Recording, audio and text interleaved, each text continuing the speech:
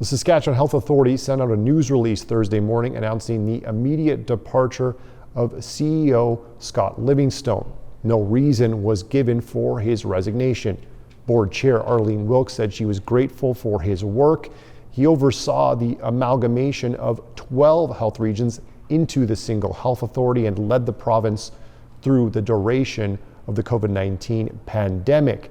Premier Scott Moe says he last met with Livingstone 1 or 2 weeks ago. He couldn't specify the date and says he learned about his departure last week. I'm always concerned when we lose anyone in any government entity that is in a position of leadership.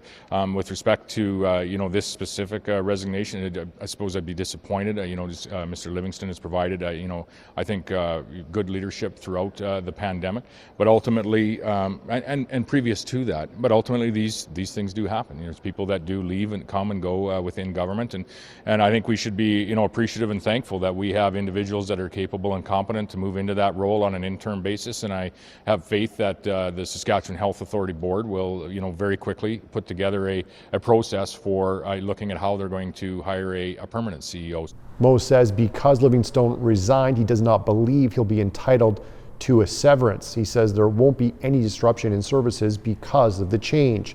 The SHA has tapped VP of Information and Infrastructure Andrew Will as its interim CEO. And it now has to replace 2 of its highest-ranking officials as Chief Operating Officer Sue-Ann Laurent retired in October. That information was confirmed by the SHA today. The SHA did not make any officials or its board chair available for an interview. Adam Hunter, CBC News, Regina.